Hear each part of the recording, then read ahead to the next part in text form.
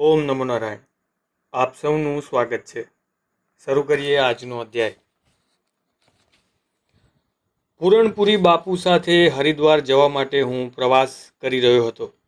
સાથે સાથે જ બહુ જ દૂરના ભૂતકાળના સંસ્મરણો હું વાગોળી રહ્યો હતો. વચ્ચે વચ્ચે ગોંડલના તાજા જ અનુભવો ડોક્યા કરતા હતા. અનંતાનંદ અને મારા આત્માના આદાન પ્રદાન અને તેની ઉદ્ભવતી આવી ક્રિયા પ્રક્રિયા ચિત્તને ડોલાયમાન કરી રહી હતી. છેવટે પ્રયત્નપૂર્વક એ વિચારોને દૂર હડસેલી મનને સ્થિર કરવાનો મેં પ્રયત્ન કર્યો, પરંતુ હું તેમાં સફળ ન થયો. સ્મૃતિઓનું એક જોરદાર મોજું મારા તરફ ઘસી આવ્યું અને હરિદ્વારના મારા રૂટીન જીવનમાં મને ધકેલી દીધો. લગભગ 1959-60નું એ વર્ષ. મને મળેલી BAની ઓનર્સની ડિગ્રીના ઉપક્રમે ભવ્ય પાર્ટીનું આયોજન કરવામાં આવેલું. મિત્રો અને સગા સંબંધીઓની દિવાનખંડ ઉભરાઈ ગયો હતો.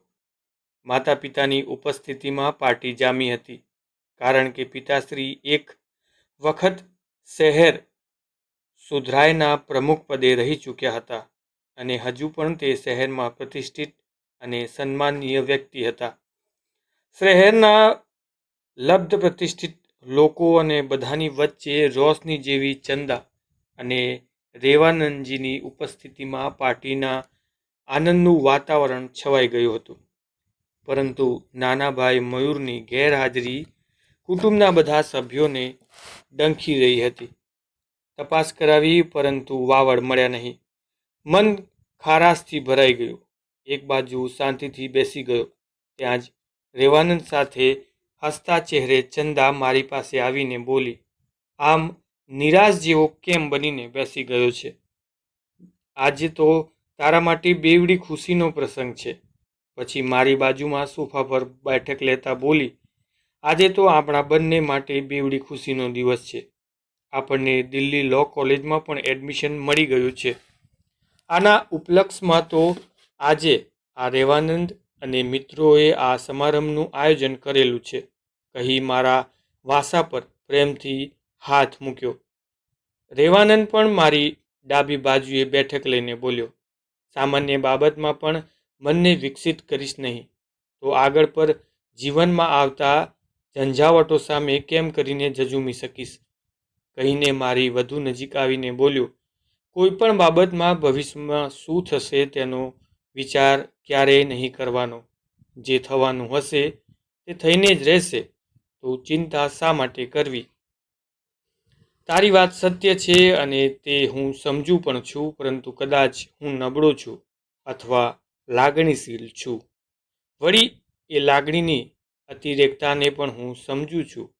દુઃખી પણ થાઉં છું અને તેથી જ મને આ સંસાર નિરર્થક ભાસે છે. બધા જ પદાર્થો મને નીરસ લાગે છે. જેને તમે સાધુ લોકો વૈરાગ કહો છો, હું સમજી શકતો નથી, પરંતુ મને લાગે છે કે હું વારંવાર એ વૈરાગ્ય તરફ ઢસડાઈ રહ્યો છું." સાંભળીને ચંદા ખડખડાટ હસી પડી અને બોલી, "મારા ભાઈ, તારો વૈરાગ્ય સત્ય પર આધારિત છે.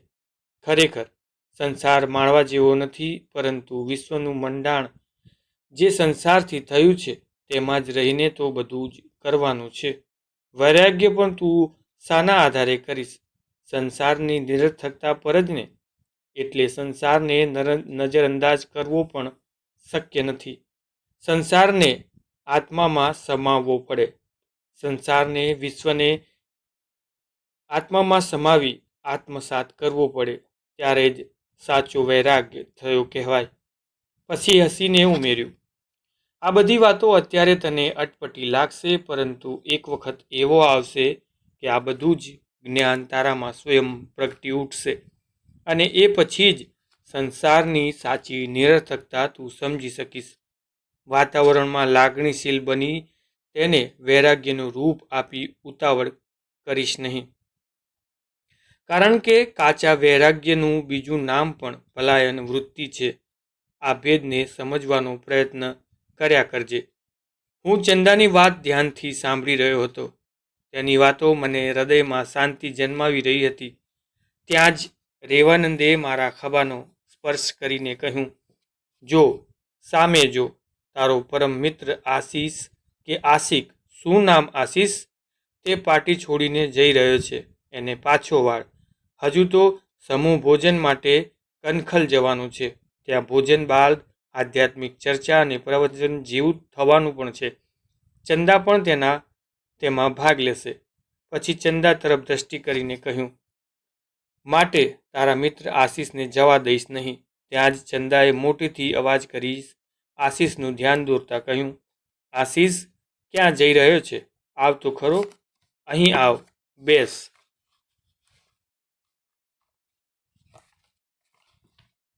ચંદાનો અવાજ સાંભળી તેને પાછું વળીને જોયું તો હસીને ચંદા તેને આવકારી રહી હતી. તેના હૃદયમાં આનંદની એક લહેર દોડી ગઈ હોય એવું મને તેના મુખ પર અને આંખોમાં ચમક પરથી લાગ્યું. એ અમારા તરફ આવવા વળ્યો તો મને તેના પગમાં ઉત્સાહ અને ચહેરા પર આશાનો જોશ વર્તાઈ રહ્યું. ચંદાએ તેને પ્રેમથી બોલાવ્યો, તેથી કદાચ તેનામાં આશાનો સંચાર થયો હશે. ચંદાને મેં તેની લાગણી પહોંચાડી હશે અને તેથી જ ચંદા તરફથી આ હકારાત્મક સંદેશ હશે એમ પણ કદાચ તેને માની લીધું હોય. ગમે તે પણ, તે ઉત્સાહથી આવી અમારી સામે બેસી પ્રસન્ન વદને ચંદા તથા અમારી સામે જોઈ રહ્યો. રેવાનંદે વાસ્તવિક રીતે વાતનો પ્રારંભ કરતા તેને પૂછ્યું, કેમ, પાસ થઈ ગયો ને? કહી રેવાનંદે ત્રાસી નજરે ચંદા તરફ જોઈ લીધું.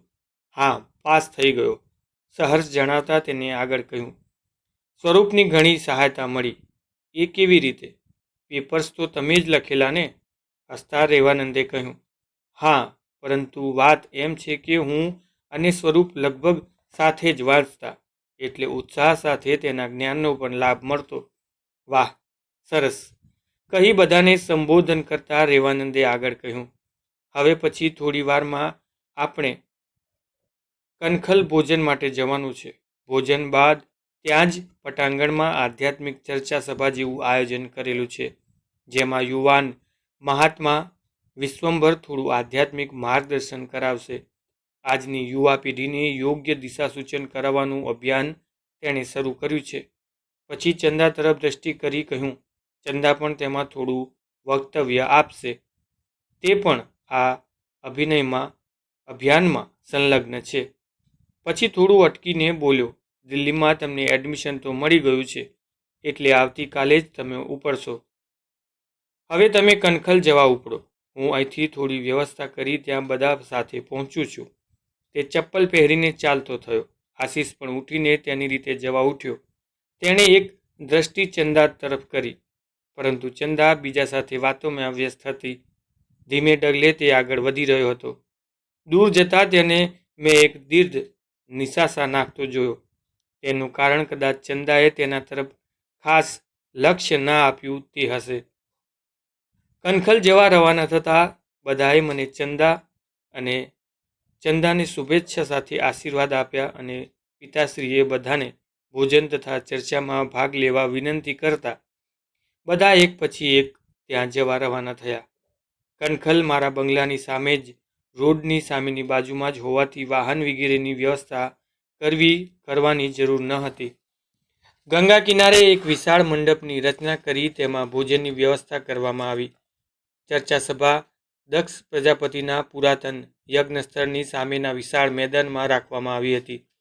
ત્યાં પણ સુંદર મંડપની નીચે ઘણા લોકો બેસી શકે તેવી સુંદર બેઠક વ્યવસ્થા રાખવામાં આવી હતી. ગંગા માતાના રમણીય કાંઠે આનંદથી ભોજન પતાવી આમંત્રિત મહેમાનોને ચર્ચા સભામાં યથાસ્થાને ગોઠવાઈ ગયા.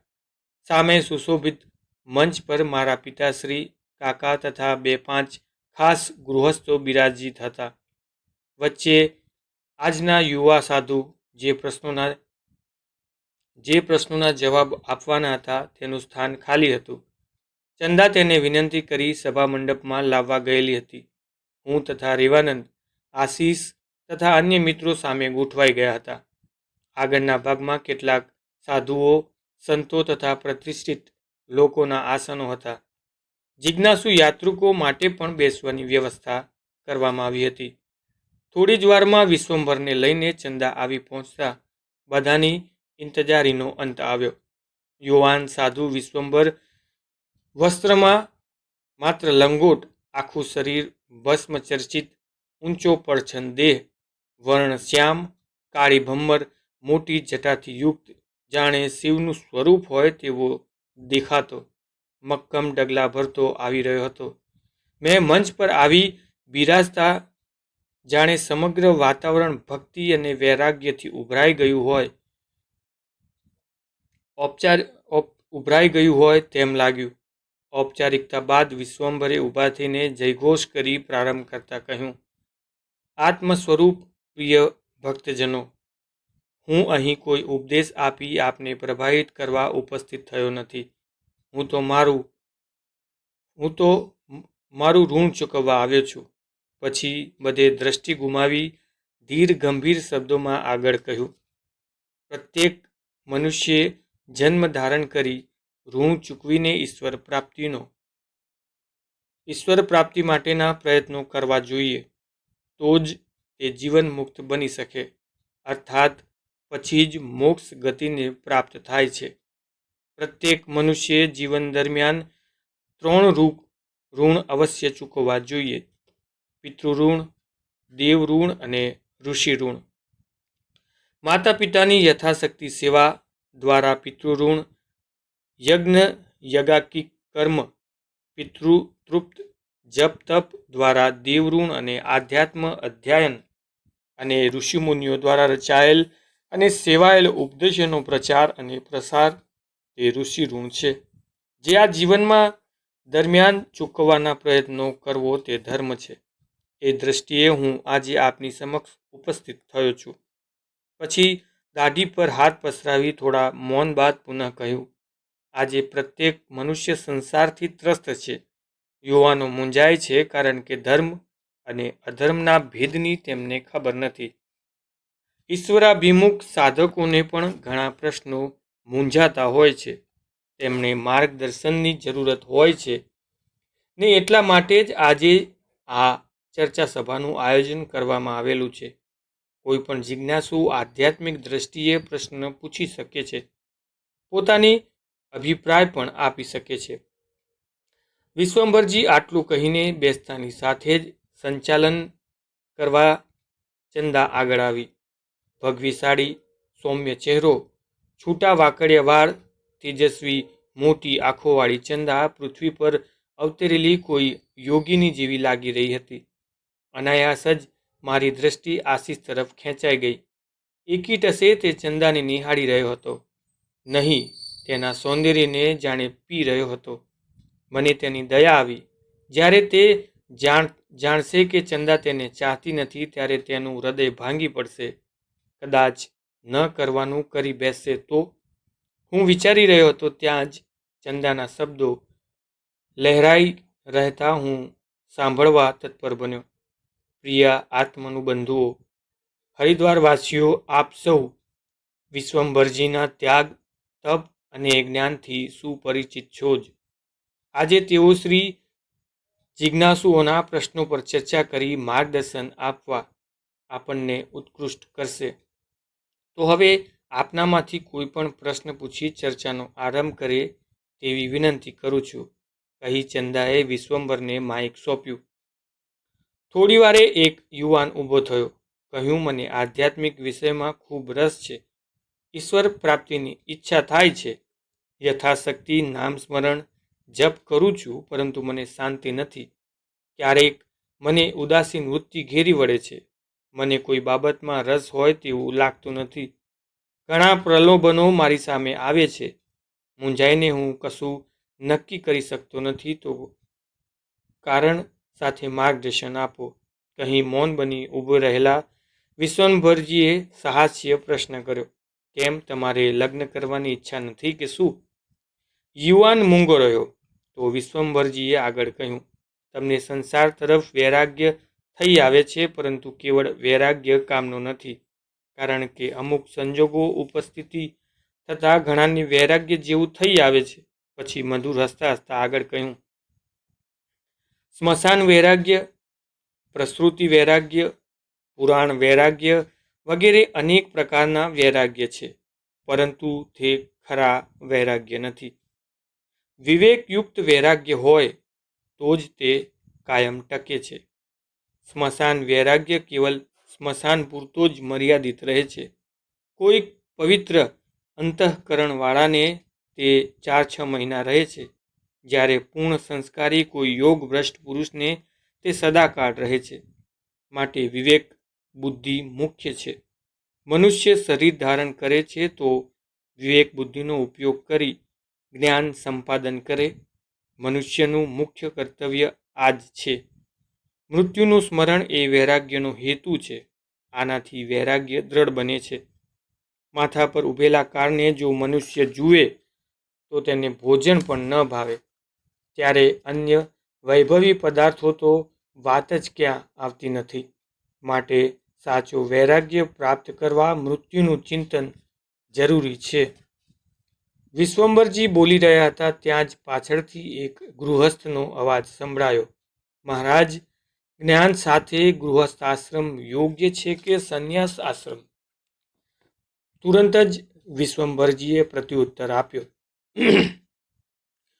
પૂર્ણ પ્રકાશમાં પણ તમારી સ્ત્રી તમારી આજ્ઞા તથા દીવો પેટાવીને હાજર થાય તો ગૃહસ્થાશ્રમમાં પણ સુખપૂર્વક જ્ઞાન મેળવી શકાય. ગૃહસ્થાશ્રમમાં જો સ્ત્રી અજ્ઞાની હોય તો આમ દિવસનો પ્રકાશ હોવા છતાં દીવો મંગાવતા તમને આંધળા કહેશે. રાત દિવસના ભેદને ન સમજનાર એવા મૂર્ખ તમને કહેશે. તમારી આજ્ઞાને વેદ વાક્ય માની દીવો લઈને હાજર થાય તેવી પતિવ્રતા સ્ત્રી હોય તો ગૃહસ્થ આશ્રમમાં પણ આનંદપૂર્વક જ્ઞાન પ્રાપ્ત કરી શકાય. જો આવી અનુકૂળતા ન હોય તેઓને માટે સંન્યાસ આશ્રમ જ જ્ઞાન મેળવવા માટે યોગ્ય હોઈ શકે છે. સાંભળીને કેટલાક મંદ હસી રહ્યા. થોડી વારે ઋષિકેશથી આવેલા એક ગૃહસ્થ ઉદાસ ચહેરે બોલ્યા. મારો એકનો એક યુવાન પુત્ર જે ખૂબ વિદ્વાન હતો મૃત્યુ પામ્યો છે. આથી મને એટલો બધો આઘાત લાગ્યો છે કે હું ચિત્તભ્રમ જેવો થઈને કામ ધંધો છોડી અશાંત બનીને જેમ તેમ જીવી રહ્યો છું. અત્રે મનની શાંતિ થશે એમ માનીને આવેલો છું. કહી તે આંસુ વહાવતા વિશ્વંભર તરફ જોઈ દરાદ્ર ચહેરે થોડું હસીને બોલ્યા. આપ મારા પર કૃપા કરો. વિશ્વંભરજી થોડીવાર મૌન રહી એક હાથ લંબાવી બોલ્યા. આ તમારું શરીર પણ તમારું નથી, તો તેનાથી ઉત્પન્ન થયેલું બીજું શરીર તો તમારું સી રીતે કહેવાય? સાંભળીને સાધુઓએ બે હાથ ઊંચા કરી વિશ્વંભરજીના વક્તવ્યને વધાવ્યું. વિશ્વંભરજીએ વક્તવ્ય ચાલુ રાખતા આગળ કહ્યું. આ શરીર દ્વારા પુત્ર થયો તે મારો છે એવી ભ્રમણાને કારણે તમે મમતા ધારણ કરો છો. તેને લીધે દુઃખ થાય છે. પરંતુ તમારા એ જ શરીરથી પ્રસ્વેદ દ્વારા ઘણા જંતુઓ પણ પેદા થાય છે ને મરી જાય છે ત્યારે તમને કશો જ સંતાપ કે દુઃખ થતું નથી.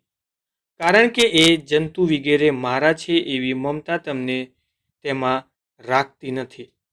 વસ્તુતઃ એ પુત્ર તથા એ જંતુઓ બંને તમારા શરીરથી જ ઉત્પન્ન થયા છે, પરંતુ પુત્ર તરફ તમને મમતા ધારણ કરો છો અને ઉત્પન્ન થયેલા જંતુઓના સંબંધમાં તેમ કરતા નથી. મમત્વ એ જ દુઃખનું કારણ છે. એ મૂકી દો એટલે સંતાપથી મુક્ત થશો. ઘરના પાળેલા પોપટને બિલાડી મારી નાખે તો દુઃખ થાય, કારણ કે તેના પ્રત્યેની મમતા છે, પરંતુ ઉંદરને બિલાડી પકડે તો દુઃખ થતું નથી. પુત્રના મૃત્યુનો શોક ઉકવો ઉચિત નથી, કારણ કે તે મુઓસાનો તે તો પાછો થયો છે. તમારે ત્યાં હતો તેના કરતાં વધારે સારા સુખમાં જન્મ્યો હશે. પછી સમગ્ર સભા તરફ દ્રષ્ટિ કરીને વિશ્વંભરજી ગંભીર સ્વરમાં બોલ્યા.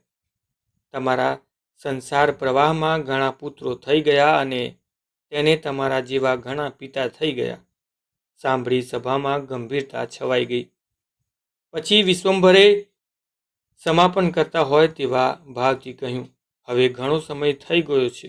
ટૂંકમાં જણાવું તો હું અને મારું એ બંધન છે, અને હું નથી, મારું નથી એ મુક્તિ છે. આ સંસારમાં કોઈ કોઈનો પુત્ર નથી અને કોઈ કોઈના માતા પિતા નથી. જેમ ઋતુએ ઋતુએ વૃક્ષોને ફળ આવે છે અને નષ્ટ થાય છે, તેમ જન્મ મરણ થયા જ કરે છે. આ જગત ભ્રાંતિ રૂપ છે.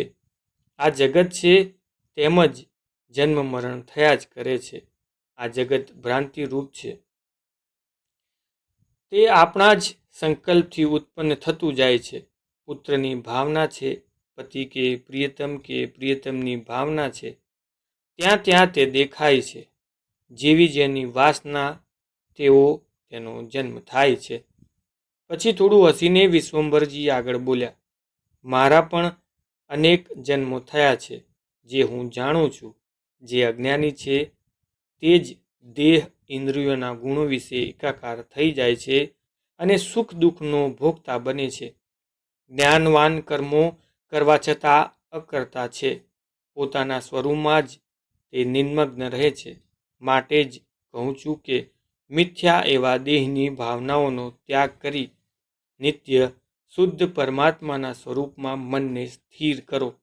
કહી વિશ્વંભર મૌન બની ધ્યાનસ્થ થયો. સર્વ સભાજનો પણ તેની અસર પડતા બધાએ ક્ષણોમાં શાંત બની ગયા. મેં આશીષ તરફ દ્રષ્ટિ કરી તો તે એકીટસે ચંદાને નિહાળી રહ્યો હોય તેમ લાગ્યું.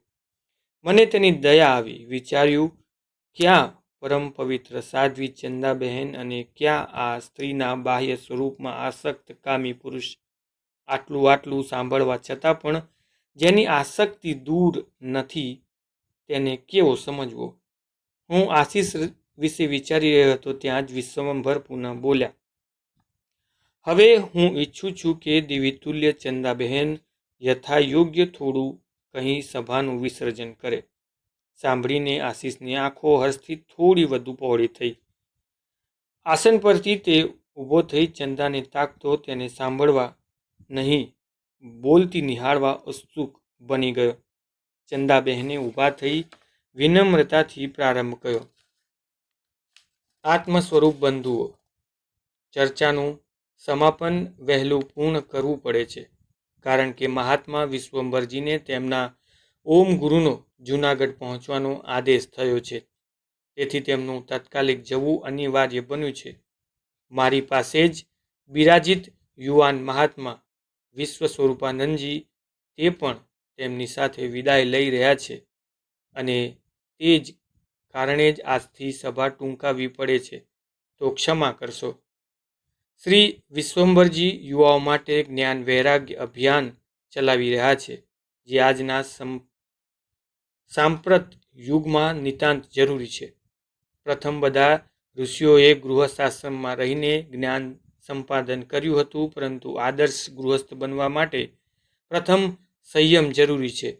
કામિની કાંચન પ્રત્યેની આસક્તિ છોડવી એ જ્ઞાન સંપાદન માટે અનિવાર્ય છે. જ્યાં સંયમ નથી ત્યાં શક્તિ નથી.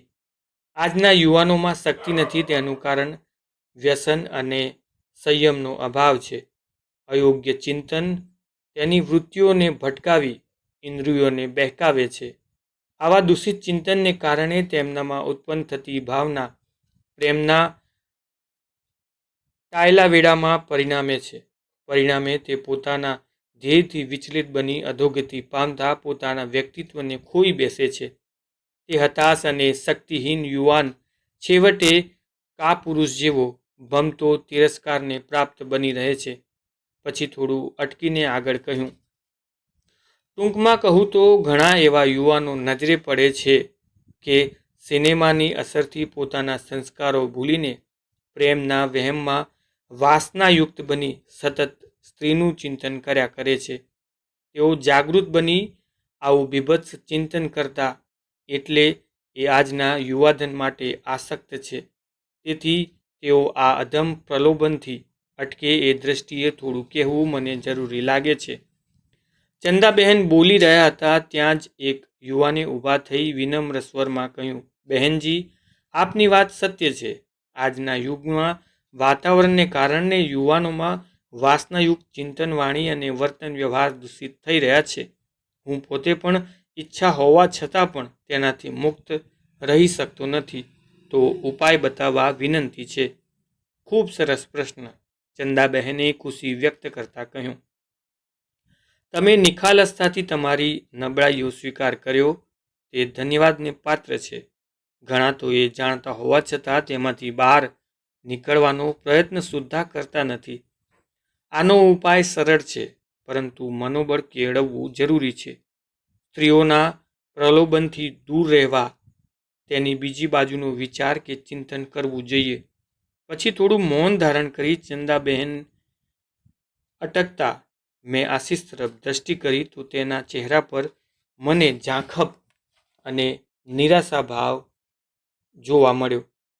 ચંદાબેન તરફથી આવા વિચારોની અપેક્ષા કદાચ તેને નહીં હોય. ચંદાના દેહ સૌંદર્યના ચિંતનમાં આથી કદાચ વિક્ષેપ પણ પડ્યો હશે. પોતાની અપેક્ષાઓથી વિરુદ્ધ સાંભળીને તે નિરાશા અનુભવી રહ્યો હોય તેવું મને લાગ્યું. બહેનનું વક્તવ્ય આગળ ચાલ્યું. સ્ત્રીઓના બાહ્ય સૌંદર્યમાં માણસ જેવું આખરે છે શું?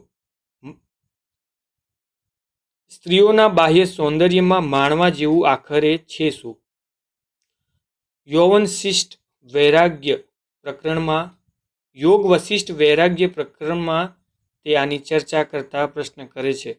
નાડી, હાડકાં વગેરે ગ્રંથરૂપી સ્ત્રીના જે અંગો છે અને તે અંગો વડે મનોહર લાગતી માંસની પૂતળી સ્વરૂપ સ્ત્રીના યંત્ર જેવા અસ્થિર શરીરરૂપી પિંજરામાં શી સુંદરતા છે! આ પ્રમાણે સ્ત્રીઓના દરેક અંગ પર દોષ દ્રષ્ટિ કરવાનો જે કોઈ પુરુષ અભ્યાસ કરશે તેને થોડા દિવસોમાં સ્ત્રીઓ પર વૈરાગ્ય ઉત્પન્ન થઈ તેનામાં ગ્લાનિ ઉત્પન્ન થશે અને તેની દ્રષ્ટિ બદલતા તે વિષય સુખના પ્રલોભનથી મુક્ત થઈ બ્રહ્મ આનંદને પ્રાપ્ત કરી શકશે. આવા દ્રષ્ટાંત રૂપે એક સુંદર વાત જે પ્રચલિત છે તે ટૂંકમાં કહું છું. મૃગયા રમવા ગયેલ એક ઉદ્ધત અને કામી રાજપુત્રને એક સુંદર વણિક પુત્રીને નદી તટે આજુબાજુ પડદો નાખીને સ્નાન કરતી જોઈ. રાજપુત્ર તેની સુંદરતા જોઈને અત્યંત મોહિત થયો. નગર શેઠની એ સુંદર પુત્રી પર તે રાજકુમાર એટલો તો મોહિત થયો કે તેને જોતા જ તેનું અંતઃકરણ ઉલ્લાસ અને આનંદ છોડી શોક સાગરમાં ડૂબી ગયું. એ પછી એ રાજપુત્રને એટલો બધો દુઃખી અને વિહ્વળ થવા લાગ્યો કે તેને ખાનપાનમાં પણ રસ રહ્યો નહીં.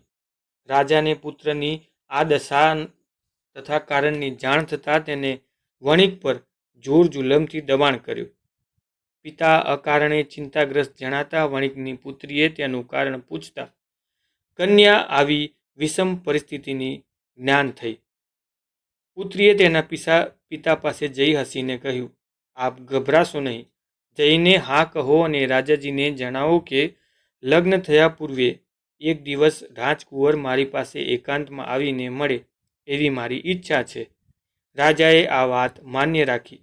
તે જ દિવસે વણિક પુત્રીએ કોઈ એક વૈદ્યને બોલાવી નિવેદન કરીને કહ્યું, મને 7 દિવસ સુધી રોજ એવું ઔષધ આપતા રહો કે તેટલી મુદતની અંદર મારા શરીરમાંથી રક્ત, માંસ, સત્વ સઘળું ગળી જઈ વિષ્ઠા રૂપે બહાર નીકળી જાય. એટલું જ નહીં પરંતુ હાડકાં અને ચામડા દેખાઈ જાય. એ મુજબ વૈદ્યે કન્યાને જુલાબ આપવા માંડ્યો અને વણિક પુત્રએ આ દવાથી પોતાને જેટલા જુલાબ થયા તેટલા જુદા જુદા પાત્રોમાં એક એક કમરામાં રાખી મૂક્યા. 7 દિવસ દરમિયાન પોતાની ઈચ્છા મુજબ કન્યાનું સુંદર સમપ્રમાણ શરીર અત્યંત દુર્લભ પડી નિસ્તેજ થઈ ગયું હતું. ફક્ત હાડકાં અને ચામડી જ દેખાવા લાગ્યા. બીજી બાજુ કામુક રાજપુત્ર વણિકપુત્રને મળવાની હોંશમાં અનિર્ષિત કન્યાના સુંદર દેહ લાલિત્યનું ચિંતન કરતો સમય પસાર કરવા લાગ્યો. 7 દિવસ પૂર્ણ થતાં વણિકપુત્રી પાલખીમાં બેસી ભેડી કરી રાખેલી વિષ્ઠાથી ભરેલા 5-7 કુંડા મખમલથી ઢાંકી જાણે રાજકુમાર માટે સુંદર અને ઉમદા ભેટ લઈ જતી હોય એવો દેખાવ કરી તે કુંડા નોકરોના મસ્તક પર ઉપડાવી મુકરર કરેલી જગ્યાએ પહોંચી અને રાજકુમારની વાટ જોતી એક અજ્ઞાત સ્થળ પર બેઠી. થોડી વારે અનેરા ઉત્સાહથી રાજકુમાર આવ્યો અને દ્વારમાં પેસતા જ આ સુંદર મુગ્ધાનું ભયાનક રૂપ જોતો ચમકી ગયો. ભૂત પ્રેત જેવું કન્યાનું રૂપ જોઈ ડરનો માર્યો તે નાસવા લાગ્યો. વણિક પુત્રીએ તેને બોલાવીને કહ્યું, તમે શા માટે ડરીને નાસો છો? જે મારા બાહ્ય સુંદર દેહ પર તમે મોહિત થયા તે જ આ શરીર છે. હું તે જ સુંદર સ્ત્રી છું. પ્રત્યુત્તરમાં મુહાંધ રાજપુત્રએ કહ્યું, આહા, તેનું તો સુંદર સ્વરૂપ હતું, જ્યારે તારું તો કેવું ભયંકર સ્વરૂપ છે. તે તું જ ન હોઈ શકે. દુર્બળતાને કારણે ભયાનક લાગતું ખડખડ હાસ્ય કરીને યુવતીએ કહ્યું, તું જે સુંદર, હું તે જ સુંદર સ્ત્રી છું. તને શા માટે ગભરાવ છો? અહીંયા જરા મારી પાસે તો આવો. જુઓ તો મારું સૌંદર્ય કાઢીને બાજુ પર મૂક્યું છે. તેથી જ તમને મારી હાલની સ્થિતિ જોઈને ડર લાગે છે. સાંભળીને રાજકુમાર બોલી ઉઠ્યો, ગલત. સુંદરતા કોઈ એવી વસ્તુ છે કે તેને કાઢીને બહાર મૂકી શકાય? વસ્ત્રાભૂષણ, અલંકાર વગેરે શરીર પરથી ઉતારી બાજુ પર મૂકી શકાય, પરંતુ શરીરની સુંદરતા બાજુ પર કેમ કરીને મૂકવી? એવું મૂર્ખાઈ ભરેલું વિધાન કઈ રીતે માની શકાય? વણિક પુત્રીએ કહ્યું, રાજકુમાર, આ મખમલથી ઢાંકેલા કુંડાઓમાં મેં મારી સુંદરતા મૂકી છે. તે ઉઘાડી જુઓ એટલે ખાતરી થઈ જશે. રાજકુમારે તે ઉઘાડીને જોયું તો ભયંકર દુર્ગંધ આવવા લાગી. નાકે કપડું મૂકીને તે દૂર ખસી ગયો. વણિક યુવતીએ ખડખડાટ હસીને કહ્યું, નાક બંધ કરીને દૂર કેમ ભાગો છો? એ જ તો મારી સુંદરતા છે. રાજપુત્રે ઉત્સુકતાથી પૂછ્યું, એ સી રીતે બને? અન્ન વગેરે અન્ય પદાર્થો ખાવાથી આ શરીરમાં રક્ત, માંસ ઇત્યાદિ ઉત્પન્ન થાય છે. યુવતીએ જવાબમાં કહ્યું, અને તેથી જ શરીર સુંદર દેખાય છે. તે જ અન્ન વગેરે પદાર્થો મળરૂપે બહાર નીકળે છે ત્યારે દુર્ગંધ મારે છે. પછી ઉપેક્ષા અને તિરસ્કારભરી દ્રષ્ટિ કરી કહ્યું, જ્યારે આ સર્વ 7 દિવસ પહેલાં મારા શરીરમાં ભરેલું હતું ત્યારે આ શરીર અતિ સુંદર, ક્રાંતિમાન અને મોહ ઉપજાવે તેવું હતું. તે જ આજે બહાર છે તો દુર્ગંધ મારે છે. માટે અસ્થિ, માંસ, કૃમિ તથા મળમૂત્ર, કફ અને પરુથી ભરેલા આ શરીર ઉપર મોહ કરવો એ સુયજ્ઞ પુરુષ માટે ઉચિત નથી. આ ઉપરથી આજના યુવાનો અને સાધના પથ પર ડગ ભરવા ઈચ્છતા સાધકોએ સમજવું કે જ્યારે વિષય સુખ આપનારી કામ વાસનાઓ તરફ ગ્લાનિ ઉત્પન્ન થઈ, તે નીરસ લાગવા માંડે ત્યારે જ ખરો વૈરાગ્ય ઉત્પન્ન થયું એમ સમજવું. ચંદાબહેને વક્તવ્ય પૂર્ણ કરી હાથ જોડ્યા. મને લાગ્યું કે ચંદાબહેને છેલ્લું વિધાન જાણે મને ઉદ્દેશીને કર્યું છે અને સંપૂર્ણ વક્તવ્ય જાણે તેને આશીષને ઉદ્દેશીને જ કરેલું છે. મેં મારી બાજુમાં બેસેલ આશીષના મનોભાવો જાણવા તે તરફ દ્રષ્ટિ કરી તો તેનું આસન ખાલી હતું. ઘણા સમયથી હું જોઈ રહ્યો હતો કે તે ચંદાના પ્રેમ માટે મનોમન બિરાઈ રહ્યો હતો. હું જાણતો હતો કે આવો એકપક્ષીય પ્રેમ તેના માટે ભયાનક પરિણામ લાવી શકે છે. સભા વિખરાઈ રહી હતી. ચંદા તથા રેવાનંદ વિશ્વંભર તથા વિશ્વ સ્વરૂપાનંદે દોરીને અંદરની બાજુ જતા હતા. મેં છૂટી પડી ભીડમાં ચારે તરફ દ્રષ્ટિ દોડાવી. આશીષ ક્યાંય નજરે ન પડતા હું ઝડપથી નીકળવા મુખ્ય દરવાજા તરફ ગયો. આશીષ ત્યાં પણ નજરે ન પડ્યો. તેથી ગંગા તરફ ખુલ્લા દરવાજા તરફ જઈ ઘાટ પર દ્રષ્ટિ દોડાવી. આશીષ ત્યાં પણ ન હતો. મેં કાંઠા પર નજર કરી. બંને કાંઠે અને આજુબાજુ ધ્યાનથી જોયું તો પૂર્વ તરફ હરકી પેટી તરફ જતા વહેણને કાંઠે કાંઠે ઘણે દૂર મેં આશીષ જેવા યુવાનને જતો જોયો. કદાચ તે આશીષ હશે, પરંતુ ઘણે દૂર હોવાથી હું ચંદા પાસે જવા પરત ફરી ગયો. હું તેને બોલાવી શક્યો નહીં. અંદર જતાં જ ચંદા સામી મળી. બોલી, કેમ ગંગામાં સ્નાન કરવા ગયો તો? કહી તેને સ્મિત કર્યું. તેના સ્મિતમાં વ્યંગ્ય હતો. ના, મેં પ્રત્યુત્તરમાં કહ્યું. આશીષ. વચ્ચે ચંદા મને અટકાવતા फिल्मी ढबे बोली, आशीष का दिल टूट कर टुकड़े टुकड़े हो गया है ना? कोई बात नहीं. પછી મારા ગાલ પર ચીમટો ભરતા બોલી, એવી નિરર્થક ચિંતા છોડ. તું અપની સોચ. સ્વરૂપ જેના પ્રારબ્ધમાં જે પ્રમાણે જે લખ્યું હશે તે પ્રમાણે થતું જ રહેશે. ચાલ. કહી મને આગળ દોર્યો તો સામે રેવાનંદ મળ્યો. મને ઉદ્દેશીને બોલ્યો, કેમ સભા કેસી રહી? ખૂબ પ્રેરણાદાયક, મેં જવાબ આપ્યો. મને તો થયું કે વિશ્વંભરજી સાથે જ ગિરનાર તરફ નીકળી પડો. ચંદાએ બળપૂર્વક મારા હાથ ખેંચતા કહ્યું, ચાલ ઘરે, કાકા રાહ જોઈ રહ્યા હશે.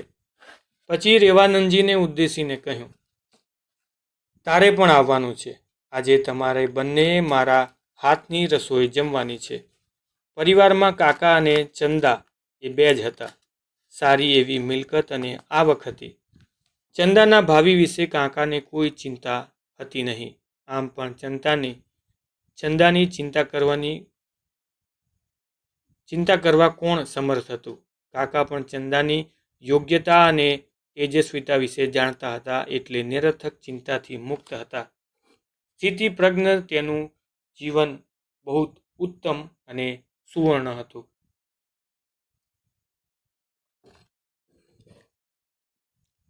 ચંદાના હાથનું સાત્વિક તથા સ્વાદિષ્ટ ભોજન અમે કરી રહ્યા હતા. કાકાની પ્રિય લાડકી ચંદાએ કાકાને આગ્રહ કર્યો તો કાકા વિનોદભર્યા સ્વરમાં બોલ્યા, હા, આપ તારા હાથનું જમાય તેટલું જમી લો. કાલની કોને ખબર છે? તુરંત જ ચંદાએ કૃત્રિમ રોષ દર્શાવતા કહ્યું, મને ખબર છે. કાલે તમે મારા જ હાથના બતાવેલ ચૂરમાના લાડુ અમારી સાથે બેસીને જમવાના. હવે ક્યારેય આવી વાત કરશો તો હું રિસાઈ જઈશ. ચંદાના પ્રેમભર્યા આગ્રહપૂર્વક ભોજન સમાપ્ત કરી અમે દીવાનખંડમાં બેઠા. કામ આટોપી ચંદા આવી જતા રેવાનંદે કહ્યું, આવતીકાલે મધ્યાહન પછી તમારે બંને દિલ્હી જવાનું છે, યાદ છે ને? ના, આવતીકાલે નહીં. સી ઉતાવળ છે? થોડા દિવસ પછી જ જજો. હજુ તો કોલેજ ચાલુ પણ નહીં થઈ હોય. કાકાએ વિરોધ કર્યો. ભલે તેમ થાય. રેવાનંદે સહમત થઈ મને સાથે ચાલવાનો ઈશારો કરતા કહ્યું. ત્યાં જ કાકાએ કહ્યું, સર્વજ્ઞ ચંદાબહેનના કહેવા મુજબ આવતીકાલે હું ચૂરમાના લાડુનું ભોજન કરવાનો છું.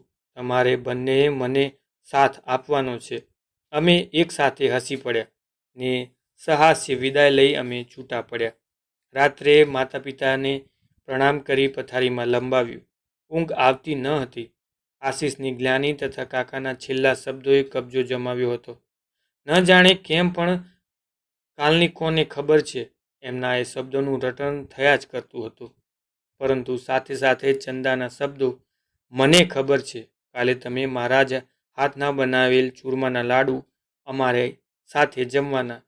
મને થયું વૃદ્ધાવસ્થાની અસરને કારણે કાકા એવું વિધાન કરે છે, પરંતુ ચંદાના શબ્દો પણ કદાપી ખોટા ન હોઈ શકે. જે હોય તે. મેં વિચારો બંધ કર્યા. ઊંઘ આવી ગઈ. એ પછીના બનાવો કેટલી ઝડપથી બન્યા વિચારતા આજે પણ મને બેચેની થઈ જાય છે. બધું ઝડપથી બની ગયું. મધ્યાહન સમયે કાકાના ઘરે પ્રસન્નતાપૂર્વક અમે સાથે જ લાડુનું ભોજન કરી રહ્યા હતા. રેવાનંદે ગઈકાલની વાતચીતનો પ્રસંગ યાદ કરતા કહ્યું, કેમ કાકા, હવે ચંદા સર્વજ્ઞ સાચી છે ને? તમે લાડુનું ભોજન કરી રહ્યા છો ને? ચંદાના શબ્દોને વિધાતા પણ ખોટા ના પાડી શકે. હસતા કાકાએ કહ્યું. પછી ઠાકોરજીની છબી તરફ હાથ જોડીને કહ્યું, છતાં મારા શબ્દોને વળગી રહું છું. સાંભળીને ચંદા ચૂપ રહી. જાણે અંતરમાં ઊંડી ઉતરી ગઈ. જાણે અગોચરને જાણવાનો પ્રયત્ન કરી રહી હતી. ને બન્યું પણ તેમ જ. જે બનવાનું હતું. કાકા પૂજાઘરમાં દર્શન કરતા ઢળી પડ્યા ને સદાને માટે ક્ષણભંગુર સંસારમાંથી કાયમને માટે વિદાય લઈ લીધી. એ સમય ભૂલાય તેવો ક્યાં હતો? ગંગા કિનારે કાકાની ચિતા જલી રહી હતી. અમે બહેનભાઈ દૂર વૃક્ષ નીચે બેસી ચોધાર આંસુએ રડી રહ્યા હતા. ચંદાની આંખોમાં સતત વહી રહેલા અશ્રુ જોઈ હું મારા આવેગને રોકી શક્યો નહીં. બહેનને વળગીને મોટેથી રડી પડ્યો હતો. મારી આવી હાલત જોઈ તુરંત ચંદા સ્વસ્થ બની આંખો લૂછતી બોલી, બસ સ્વરૂપ ભાઈ, સ્વસ્થ થા, હવે રડીશ નહીં. જે થવાનું હતું તે થઈને જ રહ્યું છે. પરંતુ તું તો રડી રહી છે. તારું રુદન હું જોઈ શકતો નથી. અરે ગાંડા ભાઈ, હું ક્યાં રડી રહી છું? મને મૃત્યુનો કોઈ વિષાદ થતો નથી. ચંદાના શબ્દોથી મને આશ્ચર્ય થયું. પૂછ્યું, તો પછી આ કોણ રડી રહ્યું છે? કહે તો. મારામાં રહેલો સર્વાત્મા, સર્વવ્યાપી પરમાત્મા રડી રહ્યો છે. જવાબ આપતા મારા મસ્તક પર હાથ ફેરવતા ચંદા પુનઃ બોલી, સમજાય છે તને? આ બધી ઈશ્વરની લીલા છે. પંચમહાભૂતનું ખોડિયું બનાવી તેમાં પોતે જ પ્રવેશ કરી સુખ દુઃખનો અનુભવ કરતા હોય તેમ હસે છે, રડે છે. એથી ચંદાની આંખોમાં હવે અશ્રુને બદલે ન સમજાય તેવી ગહેરાઈ હું જોઈ રહ્યો. તક્ષણમાં જ મને લાગ્યું કે આ મારી વહાલી બેન ચંદા નથી, પરંતુ અવકાશમાંથી ઉતરી આવેલી કોઈ જોગણ છે. તેની શુભ્ર આંખોની કીકીમાં ચિતાના અગ્નિનું પ્રતિબિંબ દેખાઈ રહ્યું હતું. ચંદાના ધૈર્યને હું મનોમન વંદી રહ્યો હતો. ત્યાં જ ડાઘુઓની વચ્ચે થઈને રેવાનંદ બ્રહ્મચારીએ અમારા તરફ આવતા મેં જોયો. નજીક આવી શાંતિથી તે અમારી પાસે આવી મૌન બનીને બેસી ગયો. અચાનક રેવાનંદની દ્રષ્ટિ મારી સામે જતાં તે બોલી ઉઠ્યો, ઓહ! ઉત્સુકતા સાથે મેં તે તરફ દ્રષ્ટિ કરી તો પુષ્કળ ડાઘુઓ સાથે કોઈની નનામી આવી રહી હતી. સ્મશાનમાં આવું દ્રશ્ય તો સ્વાભાવિક હતું, પરંતુ નનામી સાથેના ચહેરા પરિચિત હતા. અમારી પાસેથી ઉઠીને રેવાનંદ ડાઘુઓ સામે ગયો. નનામીને કાંધો આપી જ્યારે પરત થયો તો માત્ર એટલું જ બોલ્યો, આશીષ આત્મહત્યા કરીને મૃત્યુ પામ્યો છે. આ નનામી તેની છે. હરિદ્વાર તરફ ગાડીમાં પૂરણપુરીજી સાથે સફર કરતા હું ભૂતકાળને વાગોડી રહ્યો હતો. ત્યાં જ ગાડીનો હળવો આંચકો આવતા મારી તદ્રા તથા વિચારધારા અટકી પડી અને હું ભાનમાં આવી ગયો. આજના અધ્યાયને અહીં વિરામ આપીએ છીએ. આગળનો એપિસોડ જલ્દી લાવવાનો પ્રયત્ન કરીશું. ત્યાં સુધી સુખરાત કરીએ. ઓમ નમો નારાયણ.